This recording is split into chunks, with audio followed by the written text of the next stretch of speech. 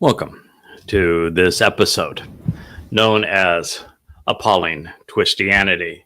My poor dog Wookie thinks that because we have a drink on the tabletop that he is entitled to it, but he has not yet learned to drink out of bottles, and we are missing the cup that normally suits his fancy. So he is not pleased with me at this point. But Wookie, what we're here to do is we're here to explain the prophecy of the Choder. So that we have the tools to properly understand the corruption that became Christianity. Christians are, of course, aware that Yeshua in the 11th chapter presented a Choder, and that he makes a big deal of him, and he actually devotes the entire 11th chapter to him.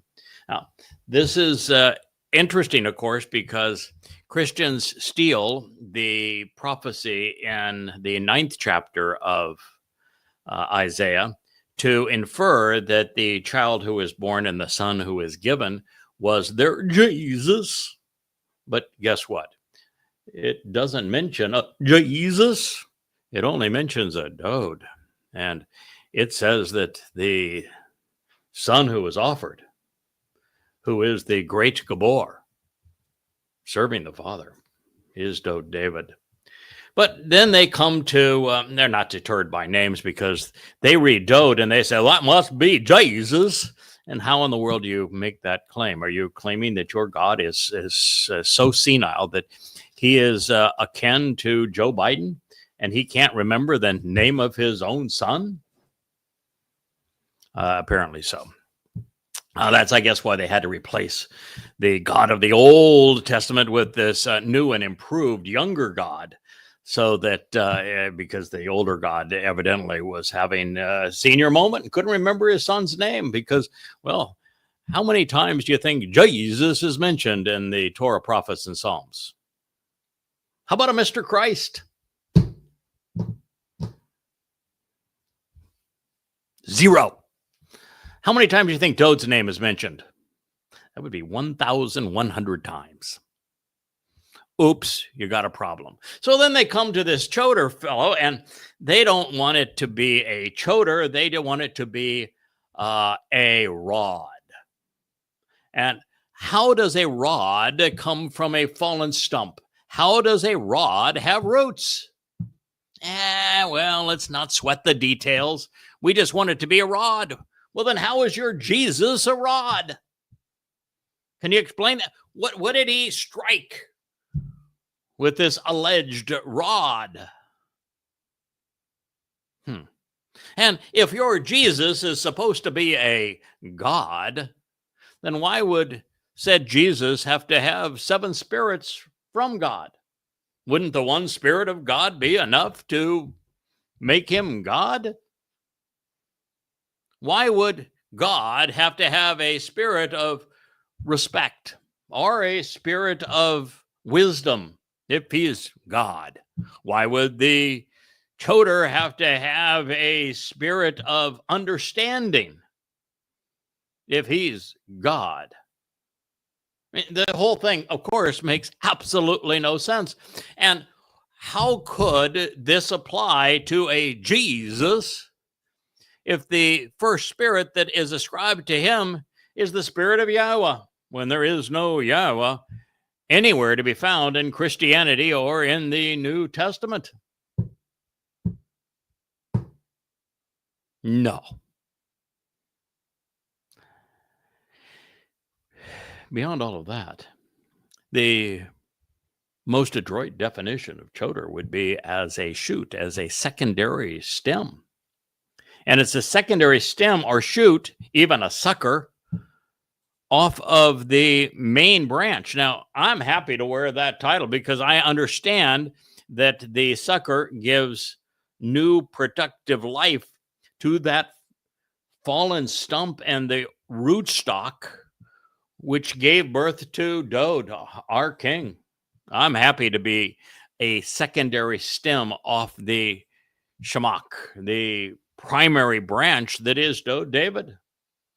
But how can you have Dode be the Shemach, the branch, and your Jebus being nothing but a choder, a shoot, a sucker, a stem.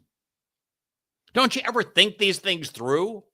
You think there'd be somebody in all of Christendom that might have some inkling as to what the words in Hebrew mean. After all, you claim to have a translation. You even say your translation is the inerrant word of God, and you don't know what the words mean?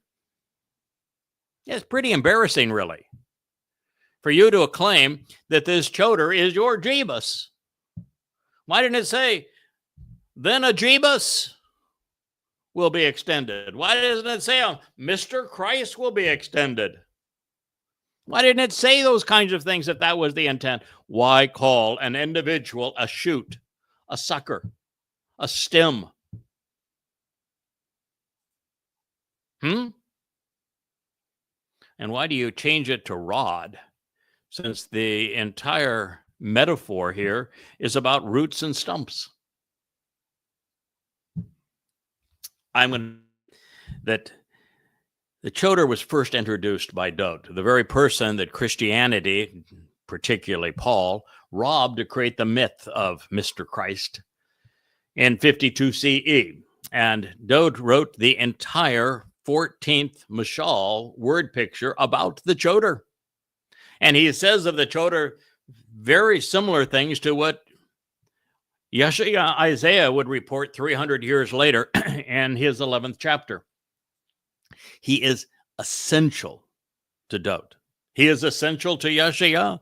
He is essential to Yahweh. He is essential to Yisrael and Yehudim, because without this choder and the inspiration this choder receives from Yahweh, no one knows who the Messiah is.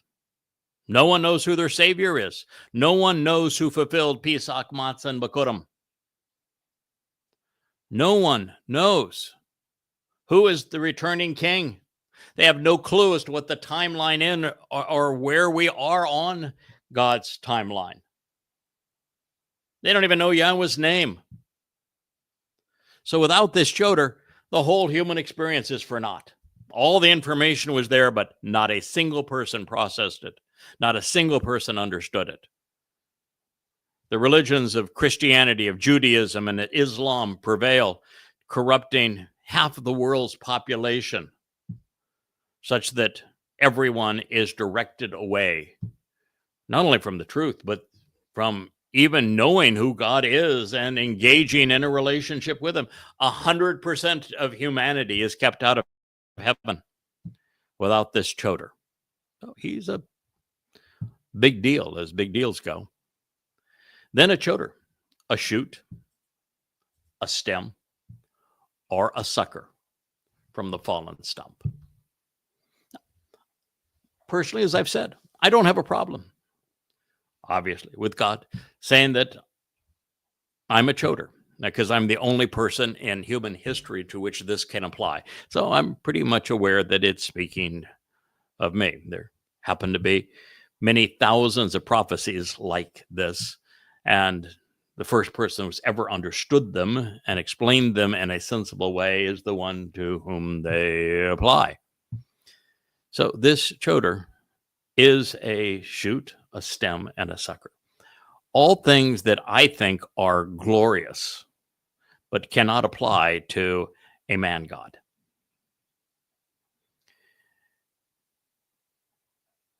So he is this stem or smaller branch, a slender stick or twig, a pliable wooden instrument, a secondary source of growth, even an implement of divine judgment, serving as a living entity delivering prodigy, an observant individual who is willing to listen and who is committed to thinking while collecting the things Yahweh values. And it says that this choder, which is a title, will be extended for a limited time. Yatsa. He's going to conduct an exodus. Yatsa means that he's going to withdraw people, withdraw souls. He's going to take them away from religion and politics, which is what happened during the Yatza exodus from Mitzrayim, the crucibles of religious and political oppression in Egypt. And so this Choder is going to lead another exodus. This one from Babylon. The confounding confusion associated with the integration of religion and politics is what he is leading people away from. So he's being brought forth and extended for a limited time for the express purpose of another exodus, a Yatza. Not to religion, from religion.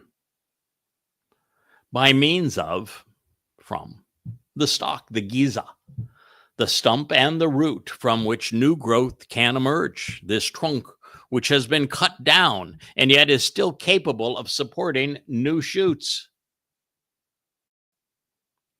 to stand out and be noticed. Yishai. Yishai is the father of Dod. Now, he was a dunderhead, this bad man. He didn't get anything right. So he is not being identified with this man who was so bad that Dod said, I'm out of here. I'm going to Bethlehem. I might be, who knows, might have been 5 years old when he left his father to go tend sheep and protect them from lions and bears all the way in Bethlehem. And so Yishai, everything Yishai had to say was foolish. But what Yishai represents is what his name means, to stand out and be noticed, because that is the Choder's purpose. But beyond that, Yishai speaks of the one, the father, from whom Dod would come. And Dod's father is Yahweh. Name also means to draw attention to the substance of existence. And then God goes on to paint his metaphor even more fully. He calls the Choder an observant branch, a netzir. Not a rod, a netzir, an observant branch. From what? You want to think it through? Well, there's three perhaps, they're related, that the Choder can be a branch extended from by God. One is the tree of the knowledge of good and evil. That tree is essential to the world as it exists now. You need to know that Yahweh views all forms of religion as evil. And you need to know that the good in life is a direct result of being part of the covenant family. And so he is a branch off of the tree of the knowledge of good and evil. That's why he has the 35 books, which are offered freely at yadayah.com. But he's also a stem off the main branch of the tree of lives. And it's why Dod, as the main branch, is associated with the tree of lives, and why Dod himself has had 2 lives already and will have a third. But that by being grafted in as a stem from the main branch of the tree of lives, this Choder is directing attention to the son of Yishai, the one who stands out, Dod, to David. So he is an observant branch, a netzir. From Natsar, to observe, to watch over, to preserve, to closely look after, to focus on, and to protect. Highly descriptive term. By means of his roots, that which keeps him anchored and steadfast and nourished, his base, his foundation, which happens to be in the word that Yahweh has revealed in the Torah and prophets, such that he will continually bear an abundance of fruit. He will be para. He is going to be a productive bull. The Choder is a para. He is a productive bull. There is no distinguishing difference between the choder and the parah. And if you're not familiar with the parah is the one who offers the sacrifice on teruah to cleanse the adulterous woman of Yisrael so that she can be betrothed to her returning king, who is Dod. He is the one who Yeshayah refers to at the conclusion of the two harvests, Shabuah and Teruah, which the choder officiates, such that he becomes the sacrifice, the parah, this productive bull, on Teruah, so that the remnant of God's people are prepared for Dod's return. The choder is the parah. They're one and the same. And parah ain't no girly cow. It's a bull who is productive. That's Yeshayah 11:1. It is as important as any statement made in the prophets. And it most certainly doesn't apply to Jesus. Well, beyond the fact that Jesus never existed, he is a myth that was created by Paul in 52 CE. But nonetheless, it doesn't apply to him. Doesn't even apply to Dod, because Dod is the ram in his life. He is also the lion of Judah, but he is the Passover lamb in this context. The bull is his herald. The bull, who is productive, is the one who is responsible for overseeing the Shabuah and the Teruah harvests.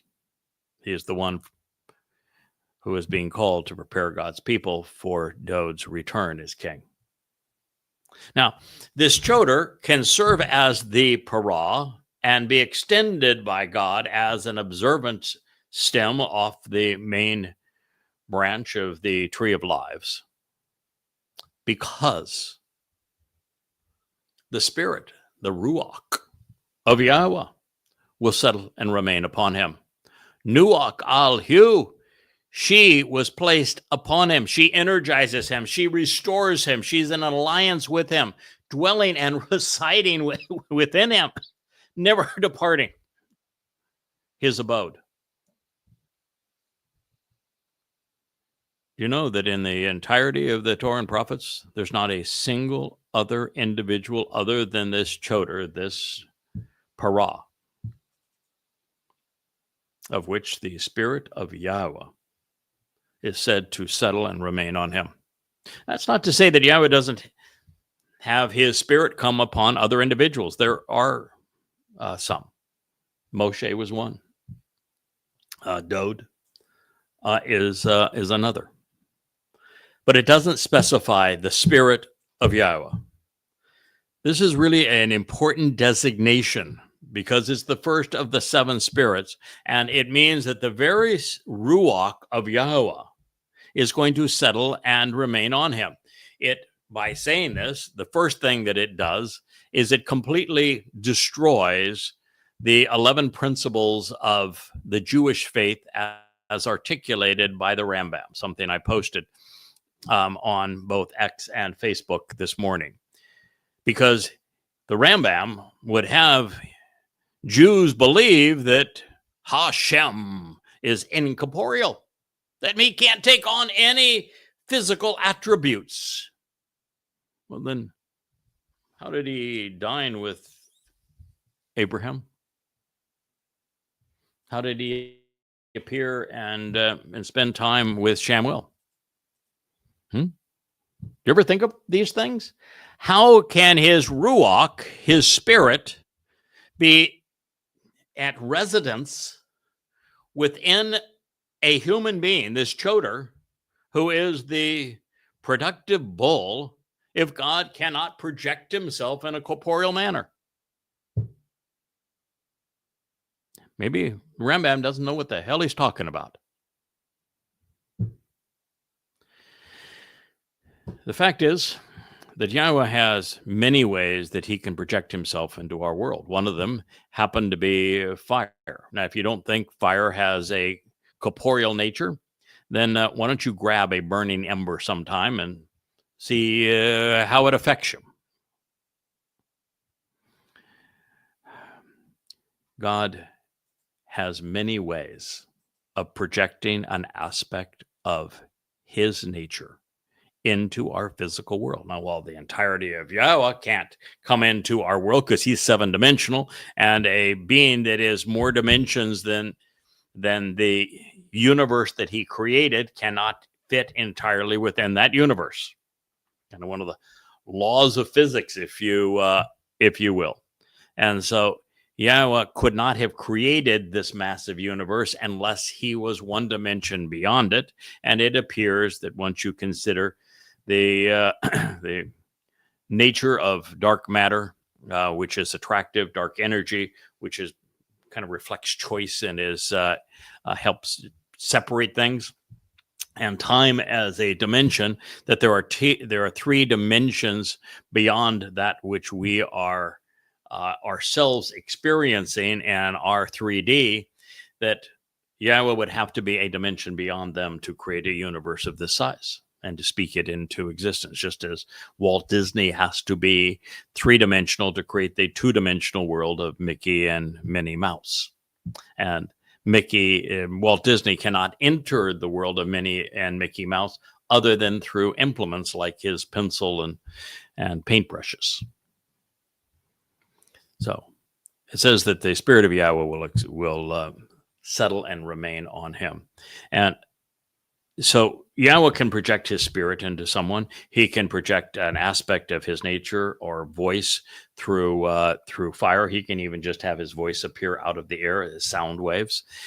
He can project his nephesh soul into a physical being, to a person, so that he can walk in the garden with Adam and Chawah, for example, dine with, in fact, have cheeseburgers with Abraham and Sarah.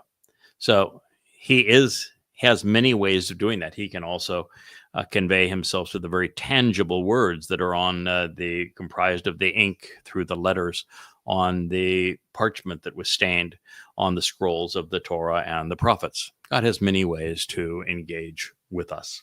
But in this case, it is the Spirit of Yahweh that will settle and remain on him, making him the abode of Yahweh at this time. But there are 6 additional spirits. The spirit of providing the capacity to be intelligent. Spirit of wisdom, of chakma, of having the mental aptitude and wisdom to be able to learn and then comprehend so as to instruct. It's a technical expertise. After chakma, we have Bena, which is a derivative of bien, made feminine, because all of these attributes, because they're being ascribed to the Spirit of Yahweh, even though Yahweh is decidedly masculine, Ruach is a feminine noun, so to be adjectives describing the Ruach, they're all made feminine. It's just a function of the speech. It does not make the spirit girly, nor does it make the beneficiary feminine. It's just a function of the speech. And so the second is that he has, the choder, which is a masculine noun, has the enabling ability to make the connections necessary to understand Bena, facilitating the propensity to ponder and process information by being perceptive and discerning, even discriminating and judgmental, making intelligent associations, seeking the common denominator for conceptual comprehension. That's his third spirit. Spirit of Yahweh, spirit of chakma, wisdom, intelligence, spirit of Bena, which is the ability to make the connections necessary to understand what others have missed. And be aware. Knowledge is good. Being aware of and knowledgeable about who God is, what he is offering, what he expects in return are all very positive things that if you know, then you do not require faith. And that's a huge benefit. But I want you to appreciate that bien and biena, understanding, is infinitely superior to knowing. Knowing is infinitely superior to believing. Understanding is infinitely superior to knowing.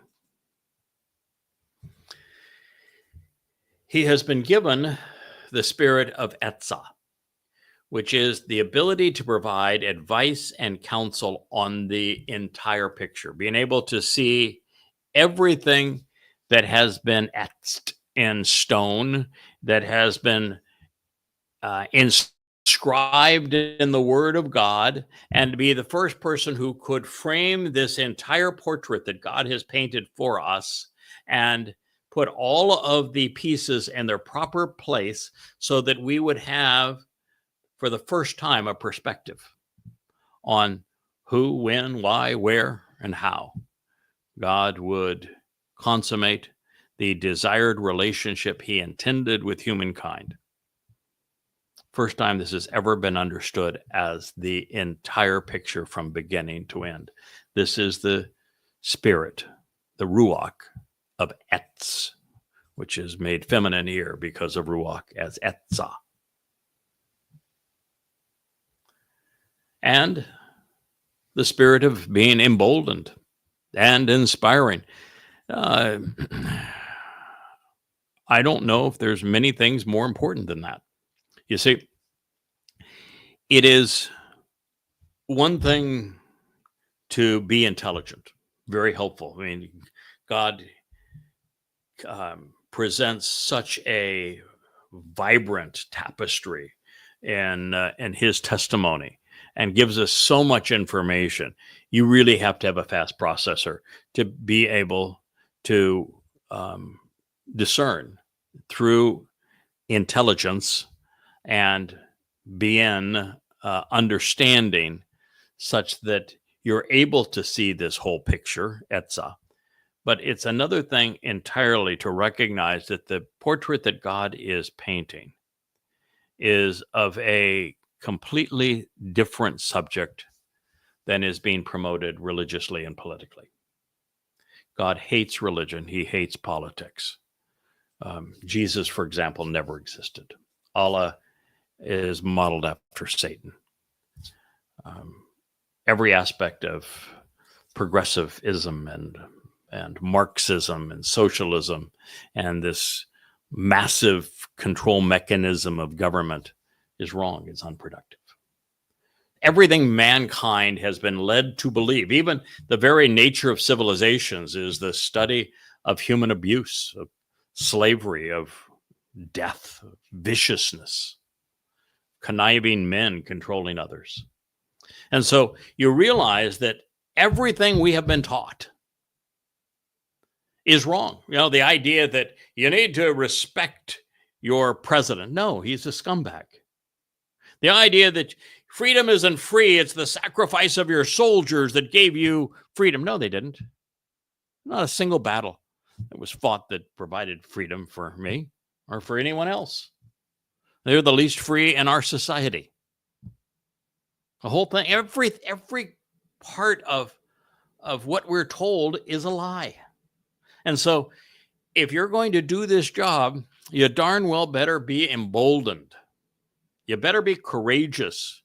You better have the aptitude and the capacity, the tenaciousness, the discipline, the unwavering fortitude, the Gabora to convey it, because your every word is going to be rejected. You want combat pay, try to convey this message about Yahweh on X or on Facebook or on YouTube. I mean, I've been doing this now every waking hour for 24 years.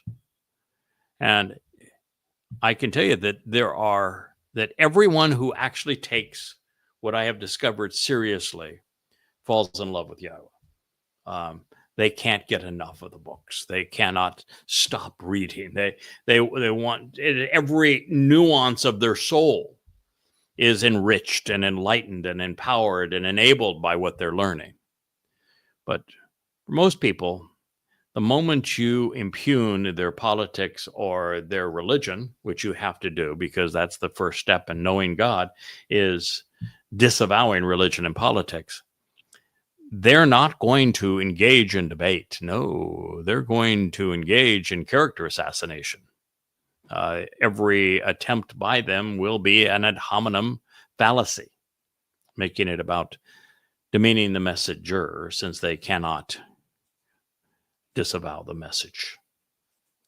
So this individual, he is going to be emboldened and inspiring, enormously capable, just like his king. And the spirit of knowing and knowledge, Diath. You have to have knowledge to be able to take that next step and understand, to take the next step, etzah, and put the whole picture together. And then with the benefit of intelligence that enabled this entire process, have the wherewithal to share that message. So knowing is important. You got to know where to look for answers. You need to acquire the information. It's, as I said, I've been doing this now for 24 years, 10, 12 hours a day during all of that time, because you have to constantly acquire the information, develop a sense of knowing and knowledge before you can apply it. And so there's a huge learning curve in coming to know Yahweh. And then the last of the 7, so as to respect and revere Yahweh. This is Yirah. It is feminine here, so it's Yira'ah. To appreciate the awesome nature, outstanding character, and superlative ability, astonishing greatness, and to be inspired by Yahweh. So if you want to ascribe this to someone and they don't acknowledge having the spirit of Yahweh within them, as Jesus didn't, then they don't qualify. Unless this person is so in love with Yahweh's name that they would entitle all of their books, Yada, to know Yahweh, you don't have the right person.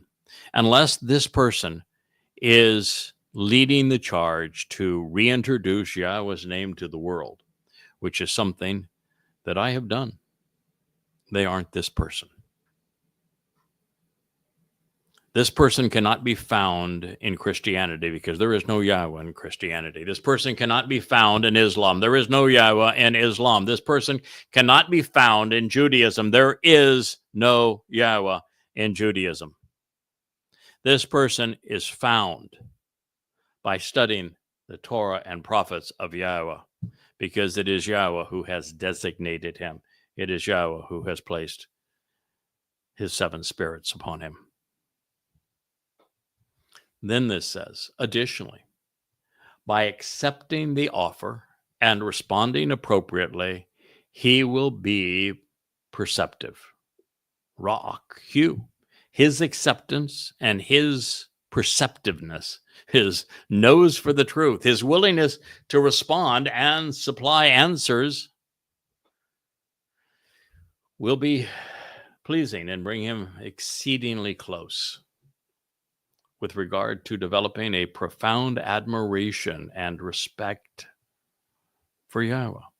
Once again, it is Yara Yahweh, which is kissing cousin to Yada Yahweh. Yada Yahweh means to know, to respect, to acknowledge, to understand Yahweh. Yara Yahweh means to respect and admire Yahweh. You cannot admire and respect Yahweh until you Yada Yahweh. So Yara Yahweh is the next step beyond Yada Yahweh. In fact, all Yahweh does is it takes you to Yahweh. The result of of knowing Yahweh, is to Yahweh. Therefore, it will not be by way of an appearance or a vision.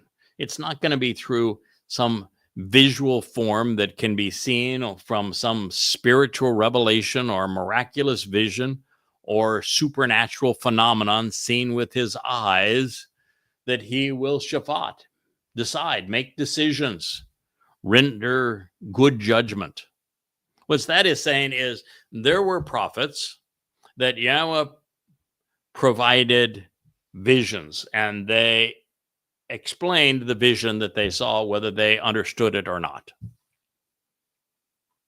So that's not what's going to happen here. And that is because with all of these tools that Yahweh has provided, with the spirit of Yahweh, the spirit of intelligence, the spirit of being, of understanding, the spirit of being able to put the entire picture together and convey its message, this spirit of boldness, the spirit of knowledge, the spirit of irreverence for Yahweh, with the benefit of the spirit of Yahweh and the very words that Yahweh has revealed, he will come to know, he will come to understand, he will come to be bold in his pronouncements and love for Yahweh. And so it was by the words that God had previously revealed. He didn't have to provide a new revelation. In fact, wouldn't a new revelation have been counterproductive? There would have been no way to prove that it was from God, would there? Not enough time left. And why bother? That would be inferring, if God had to give his choder a new vision, that would infer that what he had provided previously was not sufficient to know him or engage in a relationship with him. But since what he has provided was more than sufficient, all he had to do is have his choder have these skill sets such that he could read, study, translate, ponder, observe, closely examine, carefully consider the testimony Yahweh had already proven was from him, to make these logical deductions, to learn and then teach. It is to say that the information has always been there. Anyone could have done this, but no one did. And so he was able to exercise good judgment, not on visions or dreams, but instead on the very words of God. That's why here, what am I talking about? Am I telling you about, I was sleeping last night, and while I was sleeping, I had this vision of this lion, and we were wrestling with this lion, and out of the lion came a snake, and out of the snake's mouth, there was a mouse, and out of the mouse, there was Muhammad. And so I came to know that Islam is bad. No. Read the Quran. I put the Quran in chronological order and set it in the context of Muhammad's life based upon the Hadith, and wrote 5 volumes, 4,200 pages to explain exactly what the Quran and Hadith say, to deduce the fact that Allah is Satan and Muhammad was a psychopath. And I've come to know that Dode is the Son of God, the Messiah, our former and returning king, and that he fulfilled Pesach Matzah B'Korim in year 4000 Yah, 33 CE, and he's returning on Kippurim in year 6000 Yah, 2033, by studying the words of God. This is how we have done it. It has all been there, just the first to explain it to you in a way that makes sense. And it will not be by hearsay. It's not going to be by rumors or innuendo. It's not by word of mouth that is passed around person to person, or by listening to information which cannot be verified. With his ears, that he will make judgments and prove his arguments. Your cock. In other words, well, I've had conversations with Yahweh. I've shared the nature of those conversations. None of those conversations are actually germane to knowing who God is, what he wants, what he's expecting from us in return. All of the judgments that I have made about who God is, what he's offering, what he expects from us in return, when, where, how, and why, and with whom he has advanced his goals with humankind, all of them I have deduced from the word of Yahweh through the Torah and the prophets. I have never claimed that God is so-and-so, or that Dode is so-and-so, or that Passover means such and such because God whispered something in my ear. No. I do everything the way I'm doing it right now. I read the testimony, create an expansive, amplified translation. I correct the text for the oldest witness, which is the Dead Sea Scrolls. I scrub it of the religiosity of the Masoretes by removing the diacritical vowel pointing, because, well, Hebrew already has 5 vowels amongst the 17 letters. And simply say, this is what God actually said. And this is what it means. So it's not by hearing with my ears, by reading what God has conveyed to us. What a novel idea.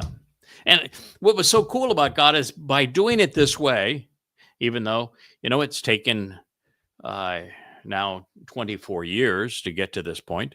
But what's 24 years in all eternity, really, right? And what difference would it have made if we had started 10 years earlier? Yisrael is not going to change until there's no other option, and the time of troubles becomes so horrific that Yahweh is the only option left.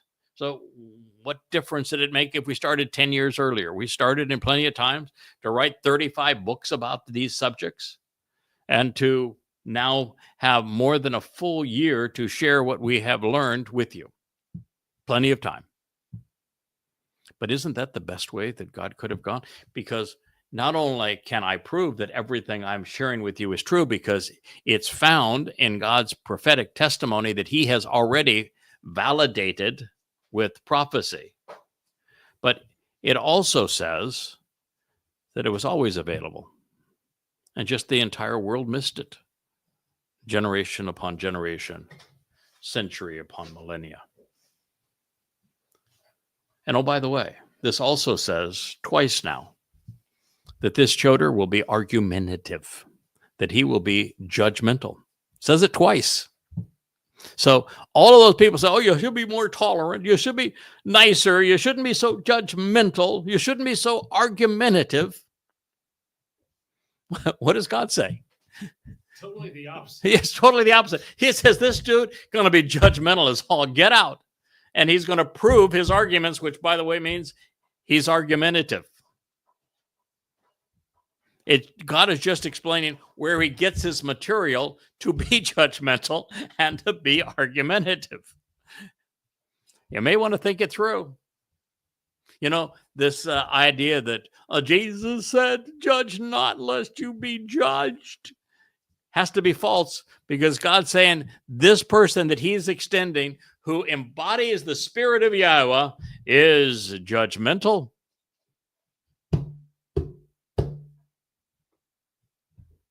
Probably ought to have thought that one through, right? In fact, the next statement begins with, he will exercise good judgment. Washafat. What do you think the Hebrew word shafat means? How can you have your Jebus say, judge not lest you be judged, when God's saying this guy that is going to be unique among all humans, because he's going to have the 7 spirits of Yahweh residing within him. And the next statement is, he will exercise good judgment. Washafat. It means to judge.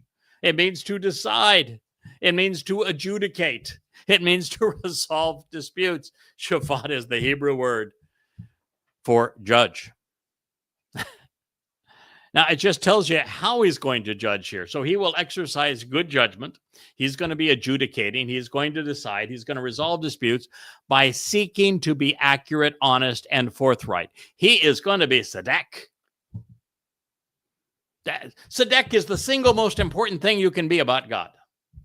Does you ever hear Jebus say, you need to be Tzedek? Ever once? No. Do you ever hear your preacher or a pope say, we don't need any more of this faith stuff. What we need is more Tzedek. We need to be right. We need to be correct.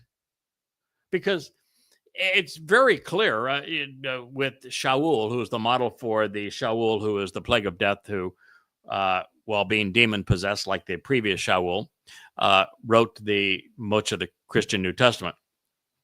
Of the King Shaul, Yahweh says, he was good. He was more good than goody two-shoes. I mean, he was really good. And yet he's got demon-possessed. He got his head cut off. He is used as the example of rejecting Yahweh. Rejecting Yahweh for good. And what is Dode called? Dode's called Tzedek. Right. Honest. Forthright. Correct. If you're going to have a relationship where God says, he's my guy, I am choosing him. He is my beloved son. If you're going to be that guy, then you need to be Tzedek. And by the way, you can be that guy. Just because God said, I choose Dode, doesn't mean he didn't choose anybody else, does it? He chose Moshe too, didn't he? Yep. He chose every one of his prophets, didn't he? He chose Abraham and Sarah. Didn't he choose them all? He chose them all. So you too can be chosen. And the key ingredient to being chosen is to be right, which means that you're going to be unreligious because that is wrong. You're going to be apolitical because that is wrong. You're going to be Tzedek. You're going to be right. So he is going to exercise good judgment by being right, by being accurate, by being honest. And if you want God to view you that way, if you want him to choose you to work with you, then exercise good judgment and be accurate, be honest, be forthright, be correct. Have your message be in accord with the truth. With regard, it says to opening the doorway for the discerning. Dal is comprised of two Hebrew letters. The Daleth is a doorway. It's the first letter in this. What's that guy that was the chosen one, the Messiah, the Son of God? Who's that guy? Oh, Dode. Yeah, Dode has two D's in his name because he's the doorway coming and going.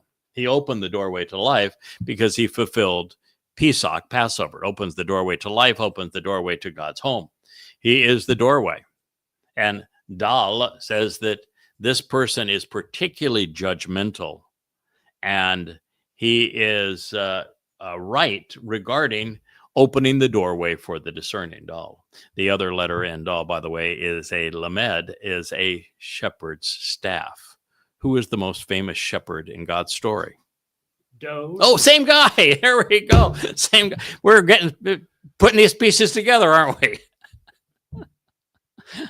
Okay, there you go. So the shepherd who opened the door to life on Pesach, because he was both the shepherd and the lamb, he is the doorway for the discerning. And by being judgmental and by being right, you're able to convey the truth about that doorway, which is to point the world in the direction of the actual Messiah, the actual Son of God, the actual Savior, the person who actually fulfilled Pesach, Matzah, and Bakurim in year 4000 Yah, providing advice on the way for the few and otherwise insignificant, using spoken words to disclose the entrance on behalf of those who would otherwise be disenfranchised because they're unpretentious, who have been deprived. And it's from Dala, which is to draw conclusions and thus be discerning. It says of this same individual,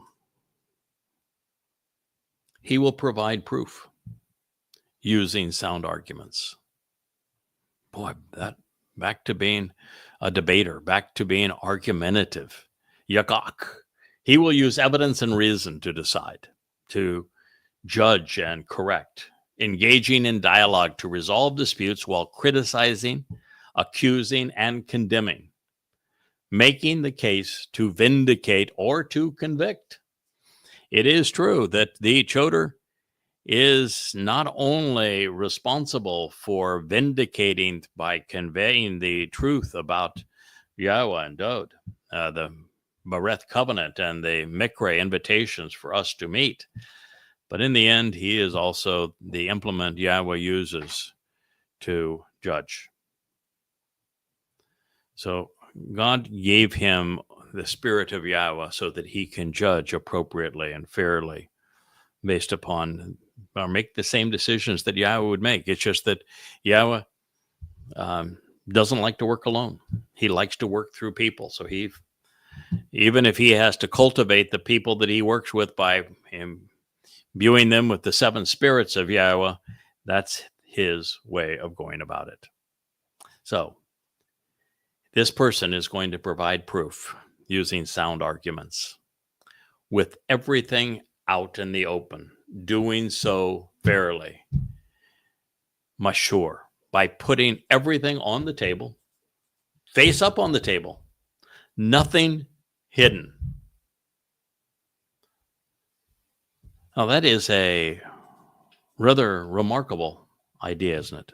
Have you ever, for those who are listening to this, most of you have read most, if not all, of the books I've written. And you know that one of the unique things about the books that I have written is that the Hebrew basis for the words being translated is always put within the parenthetical. And in this case, for example, with Mashur, I am saying that it is from Yashar. And Yashar means to be right, to be approved, and to be candid, to be open about things, transparent about things. And my introduction to the word tells us that we should ponder the implications of being right, about being candid, about being transparent. And so this is a very different approach. So in my translations, this very unique style that I developed, never been used previously, I put the essence of what God was saying in bold, and then within a parenthetical in regular text, but then italicized, I put the Hebrew root so that if you're checking, you can, if you're reading it online, the books are free online, you can highlight that word and then put it into your favorite search engine and look it up. And you'll have many different Hebrew English dictionaries that will give you the definition of the word. And you can do your own due diligence to validate the accuracy of these translations, because the translations being true, the conclusions are also true. And you have now, for the first time ever, all of the testimony answers fully disclosed. That's why when people steal, and that's really stealing, this style of translation, even the style of transliteration, which is completely novel to the way that I wrote, and this whole presentation with the this amplified translations, I say, no, you can't do that. You can't steal another person's life work that has been inspired by Yahweh and pass your work off as if it was mine, is his. That is grossly inappropriate. You can translate the Torah and prophets all you want, but do it in a way that either you invent or that is consistent with what other people have done, not what Yahweh inspired me to do. And my way of doing it was unique, because for the first time, everything was out in the open, fairly, transparently. And it says then, this is going to be done on behalf of those who are sincere, seeking straightforward answers, and who are responsive. It is from Anah. Those willing to respond. Those who want assistance from a witness with answers to their questions. It is from Anah. It's written A-N-A-W and as a verb here, but it is from the verb Anah, which is A-N-A-H, to respond after receiving answers and testifying as a witness of the land, of the earth. So this is a pretty extraordinary list of things that God's trying to accomplish with this Choder, is it not? So you would have to say that to take the most prolific prophet in the Torah, prophets, and Psalms, Isaiah, and to realize that he devoted an entire chapter to this individual. And in fact, almost all of Yeshaya is devoted to presenting this man's relationship with Dod and with Yahweh and with his people in the end. If you're going to ignore that, you're putting your own soul in peril, because he is for all the earth and the land.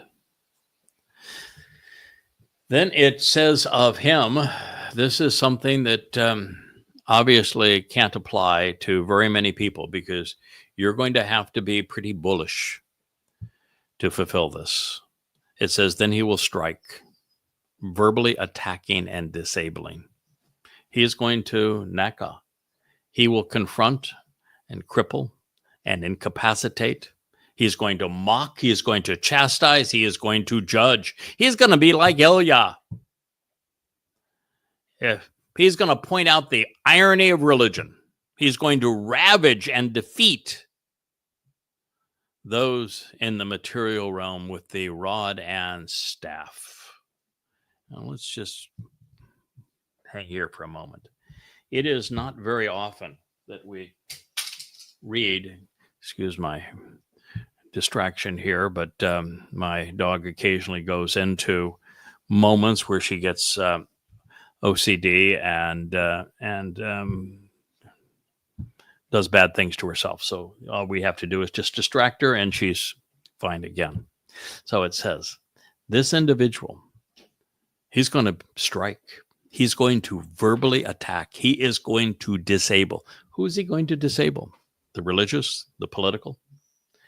Now, I'm sure there are people that follow me on X and Facebook who are just totally frustrated that every day I'll post 3 or 4 negative conclusions about Donald Trump, because I know he's the great betrayer, because I know how devastating he is to the world. Or that I will actually criticize Netanyahu and the generals of the IDF while loving the devotion of those who serve, protecting Israel. This job requires the Choder to be that para. He is that bull. He will strike. He will attack. He will not back down. He will disable. He will confront, which is what bulls do, right? He will cripple. He will incapacitate. And he's going to do a lot of this with his words, sarcastically mocking and chastising and judging, while pointing out the irony of it all to ravage and defeat. He is a fighter. He is not meek. And he will disable the material realm, the earth.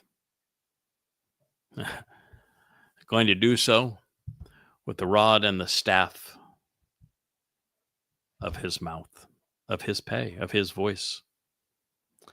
He is going to be the first person in a very long time that is going to recognize, and probably is the first to ever write, that the most effective weapons ever wielded are words wielded wisely. When Yahweh told Moshe, the first of the 3 Zeroah, that he had fashioned his mouth and that he could use his mouth to speak through him, which is how we get Debatim, Deuteronomy. I recognize that that is exactly what Yahweh is doing here. He has called his choder his kol, his voice at this time. He has referred to this man, his nakar, as his pay, as his mouth. And here there is no getting around it. The choder is not only the rod and the staff of the rebuke of religion and politics, but he is the very mouth and voice of God. It's how God chooses to work. And I can, listen, I get it.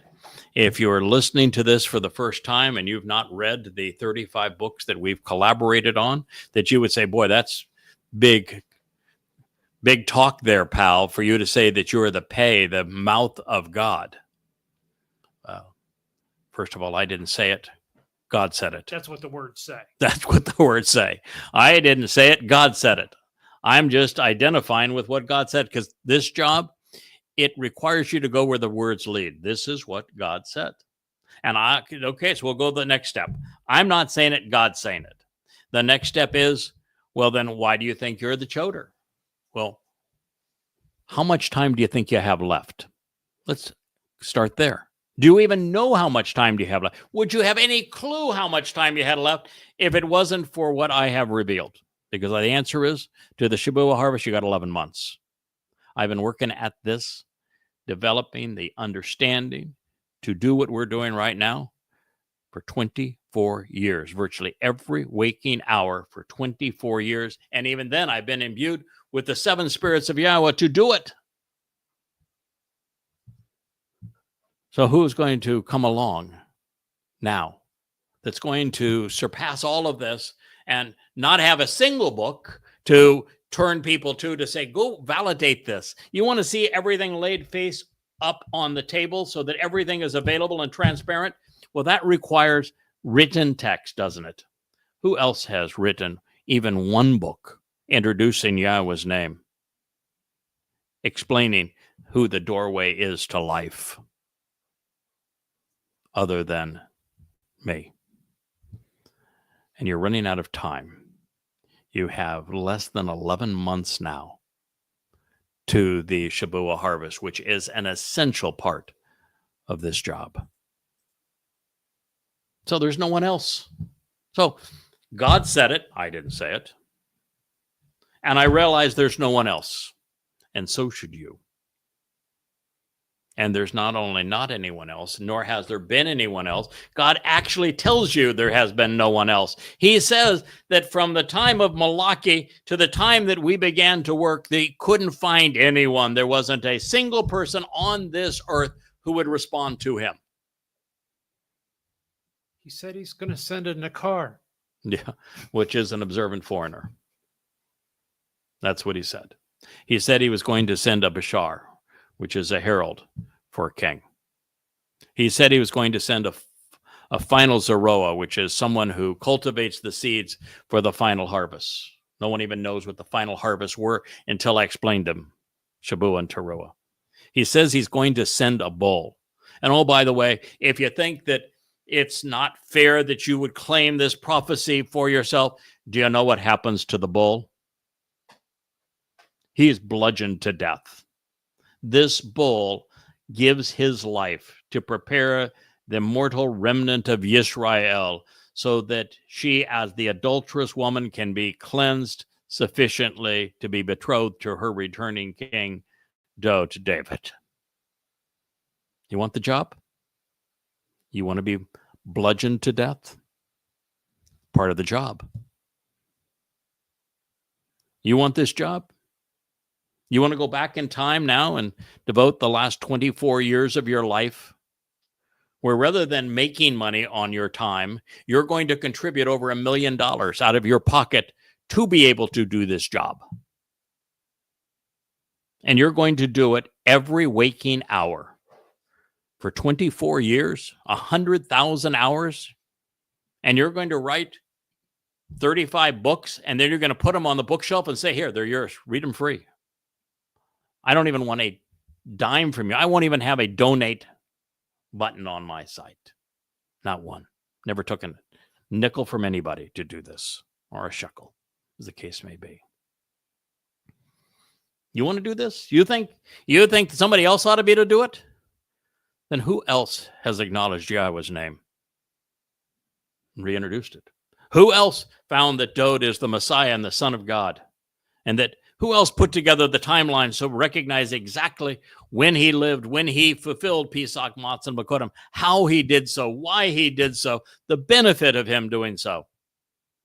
Who else has come to you and said, I understand what Shabuah is and Teruah is and what the responsibilities are of the Adamah Parah on Teruah on behalf of Kippurim, and I can give you the exact dates that these things are going to occur? I want to tell you, too, that while Yahweh has assigned this rod and this staff, which is to protect and lead his sheep, while fending off all those who would harm them, the rabbis, the Christians, the Muslims. And who else, by the way, has written 3 volumes to fend off the rabbis, called Babel? 5 volumes to fend off the Muslims, called Goddamn Religion. 5 volumes to fend off the Christians, whose New Testament dehumanizes Jews, called Twistianity. Is that not the rod and the staff? Yeah, you want to do this? Why don't you take on the thousands of death threats that I have received through Prophet of Doom and then Goddamn Religion? Why don't you subject yourself to 10,000 radio interviews? You want to step up? You think somebody else ought to be doing this? And why did God say there was no one? And then why did he choose me? Now, I know why he chose me, and I don't much care if you recognize it or not.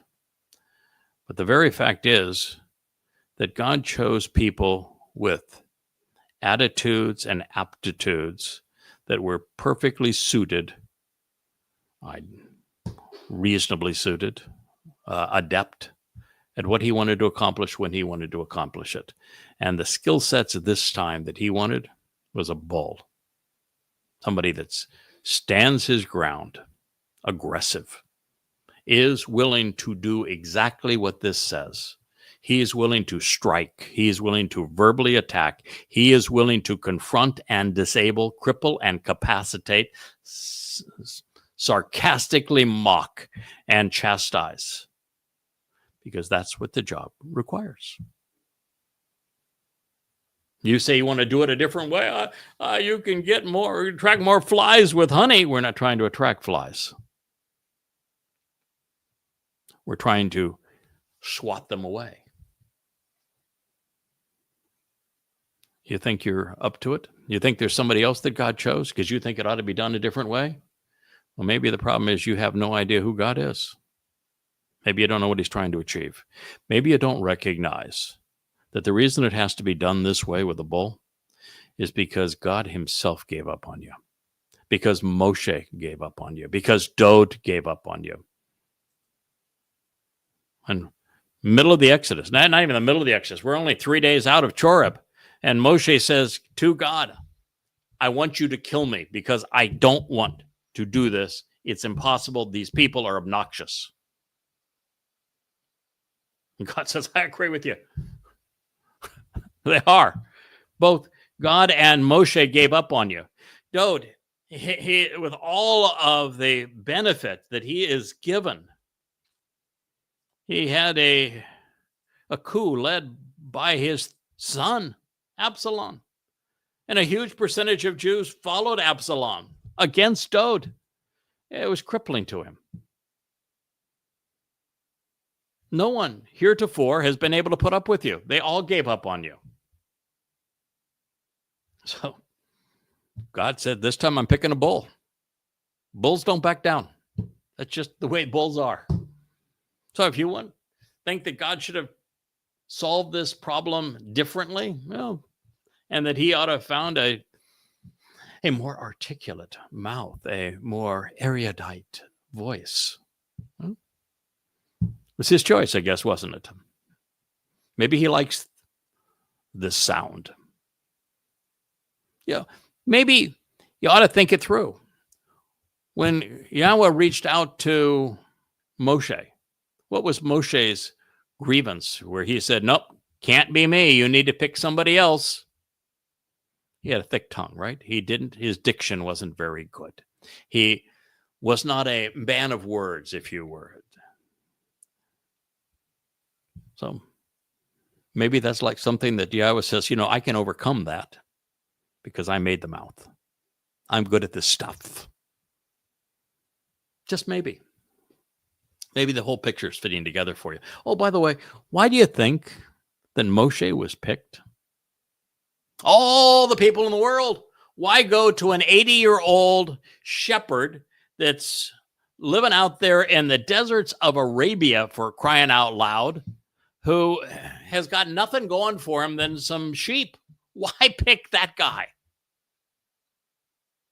He was the only one qualified at the time. That is correct, because the experiences that Moshe had were with the religion and the politics and the caste economic system and the militarism of Mitzrayim, of Egypt. He lived those things. He knew them, and he rejected them. He put his own life on the line to oppose them, and then he walked away from them.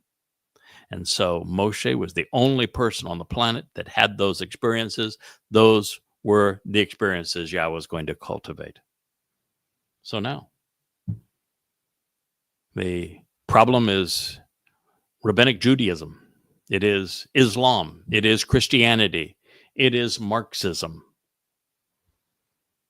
So God found a guy that had been very political and had been very religious and had traveled throughout the world. One of the very few people to ever travel in communist China and the Soviet Union back in the time, even throughout Eastern Europe, when all were resolutely communist.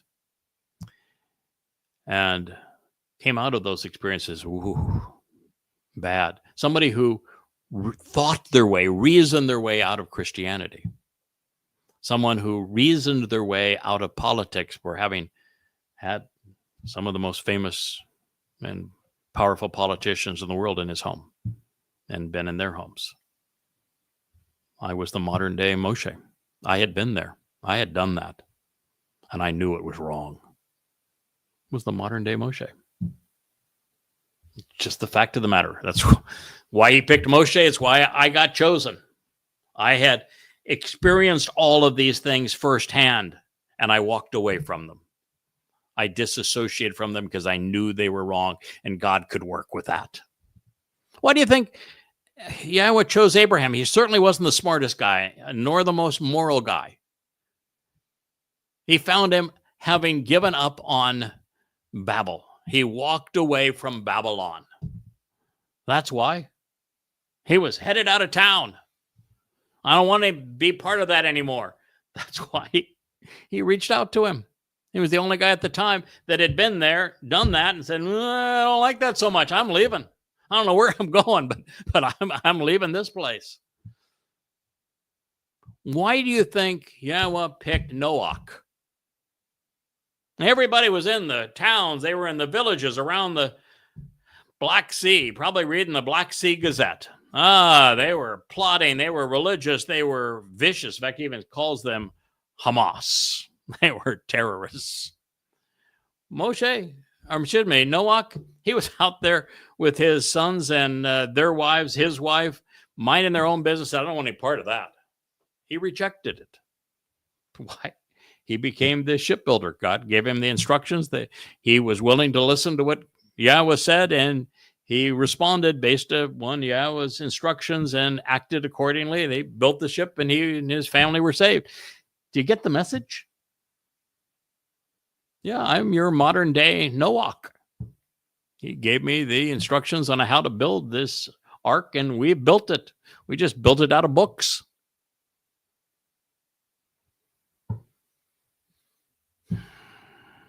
It goes on to say, with the ruach, with the spirit of his lips. Now, this is again saying, God saying, I'm using the choder as my mouth. And now he's saying, with the spirit, now we have an eighth spirit. You got the spirit of the shafah, of the lips. What do you think the spirit of the lips is? That's God saying, I'm going to speak to this person. And you're saying, well, man, he's mad at me. Well, why is he angry with me? Because God's people haven't listened in 3,400 years. You think, if I speak really nicely and softly and say, pretty please, that the religious of Israel are going to say, okay, we'll give up our religion. Pretty please. Cherry on top. Lots of whipped cream. Sprinkles, maybe. Oh, we'll have such fun. We'll be switching to cat videos at the end. Okay. Do you think he would have picked a para if that's what he wanted? Why do you call Dode the Lion of Judah and not the Putty Cat? I mean, come on, folks. Think it through. He has the spirit, the ruach of the lips, of speech.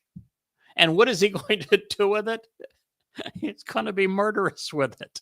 Does it say he's going to make cupcakes with sprinkles and cherries on top? No, it says he's going to be murderous. Muth. He's going to destroy. He's going to kill. He's going to devastate. Why? Because if you don't devastate the religious and the political myths, then you can't speak intelligently of God. There is no receptivity for anyone of who Yahweh is, what he is offering and expects in return, until first you kill religion. You have to begin there. You have to devastate what is wrong. Muth Rasha. You gotta take them out. This is twice in a row now. He's said, you gotta really be tough here. You're going to gore these things. This person is going to obliterate religion and politics. All of them. With his mouth. Doesn't have to be particularly violent. It's not with fifths. He didn't say he was going to have the knife, the dagger, the sword, did he? Doesn't say he was going to bomb him. No, it says with his lips. He's doing this with his mind and with his lips. With the spirit of his lips. He will devastate. He's going to destroy. He's going to obliterate the wicked and the wrong, the religious. Russia, the godless, whose thoughts, whose words, whose deeds are criminal, evil. You think that, well, maybe the most criminal act that has ever been conducted is to rob God's Son, our Messiah and Savior, of his titles and achievements, and put in the place of Dode, the Messiah, our King, a false Messiah. And yet a rabbi, a Jew named Paul, did that. And then another rabbi named Akiba did it again. And then rabbis helped Muhammad do it a third time. And it was Jews that even have the false Messiah of Marx and Lenin and Marxism and socialism and progressivism. How many times are they going to be wrong? Russia is religious rebellion, and he's going to devastate the religious. Yeshaya, Isaiah 11:4. There's a whole chapter devoted to this, and we will pick this up in our next program. I promise in our next program, I'm not going to go all the way back to the beginning again, just like I did on this one, but because this is among the most important prophecies ever uttered particularly for this moment in time. In fact, for this moment in time, there is nothing more important unless it would be Solomon's commencement address, the actual Sermon on the Mount, as it is presented in 2 Chronicles 6. But other than that, this is it. Doesn't get more important. Well, there's a lot of places where it's almost as important, but this is essential. So we'll return to Isaiah 11, and our next episode of Appalling Twistianity, so that you would know the truth, because the truth will set you free. I am the Choder. My name is Craig Wynn, and I serve Yahweh and my King Dode on behalf of Yisrael.